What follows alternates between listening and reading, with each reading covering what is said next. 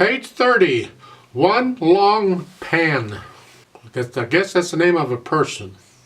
It's also the name of the song. At the top of the page, they're explaining 16th notes. Oh, goody. You see it has two beams, or it would have two flags if it had a flag. Where an eighth note just has one flag or one beam going across multiple, you get them. Okay. Take a look in the piece, the first line, third measure in the right hand. You start with two eighth notes. They've got one beam across them, connecting them. And then the 16th notes, they got two beams across, connecting those. Well, it's two 16th notes to an eighth note. So, how do you count them? Well, there are different ways of counting this. Because you got it, it's in 2/4 time, and there's 4 16th notes to a quarter note, so we have to divide the beat up into 4. Well, if we're just doing eighth notes, we divide it up into 2. We go 1 and 2 and that takes care of it. Now we got to split each of those up, and so I do a 1 E and a. Other people do it different. This is how I do it. 1 E and a, 2 E and a. All of those are 16th notes. So if I do that third measure really slow, we're only counting to 2 because it's 2/4 time. It's 1 and 2 and, or 1 E and a, 2 E and a. Well, so that measure is 1 E and a, 2 E and a. And that's how that works. 1 E and a, 2 E and a.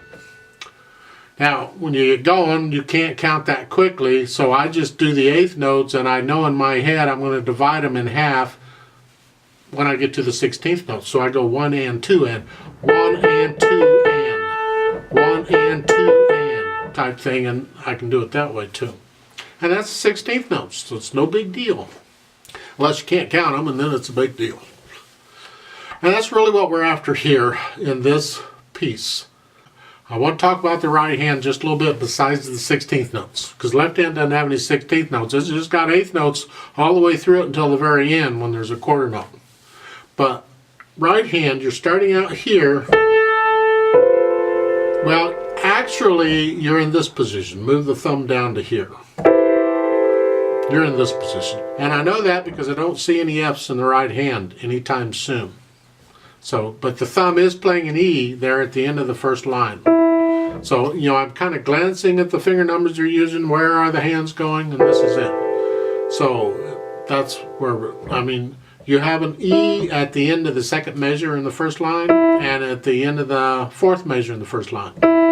So that's it. Then in the second line, you got to come down to here. So now you're in this position.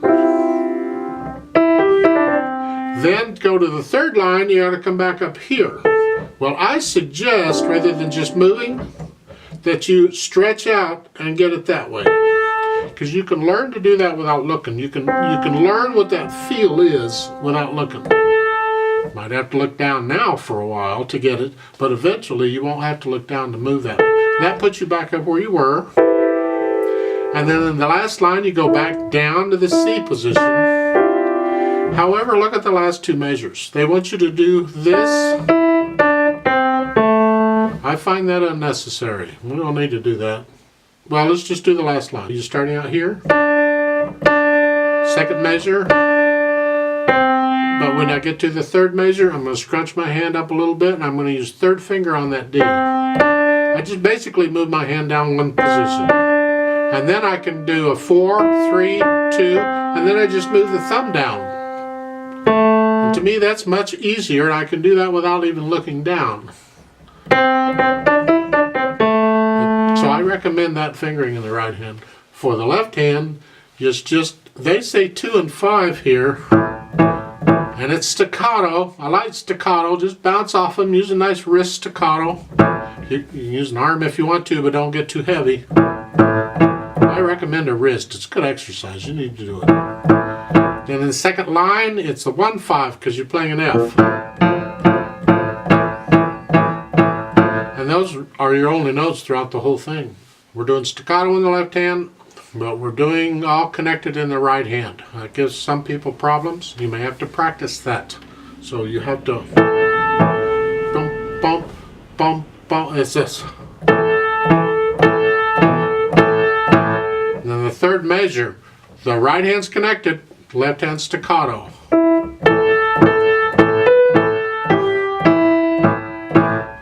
Work on that till you can get it. Now in the second line it's not so bad because now the right hand is staccato in the third measure. That's not so bad. Third line again, we got both going on. And in the last line, in the last measure, on the last note in the left hand, you see the tenuto mark, the line underneath it? Hang on to that, the full count, and if you want to just go over just a hair, since it's at the end of the piece, you can lengthen the note just a little bit. So it's like a 1 and 2 and 1 and 2 and okay, we're off. But however long you hold it, hold the right hand to match, so both hands come up at the same time. Metronome-wise and speed-wise and tempo-wise, they're saying this is andante. And that's kind of a nice leisurely pace. Well, the metronome markings they're giving you, 69 and 84, those are just suggestions. It's up to you how fast you're playing it. Experiment and see what you think. If you're going to sing it, how fast would you sing it? You know, this is not a fast piece, obviously, but you can decide within that range how fast do you think it should go. So let's try this out real slowly. Put the metronome on 50, but it's beating quarter notes. So let's see if we can do this. I'm going to give us 4 counts just to make sure we get on okay, because that's 2 measures worth of counting. So in the right hand we're going to here. Left hand is here. Here we go. 1, 2, ready and go and.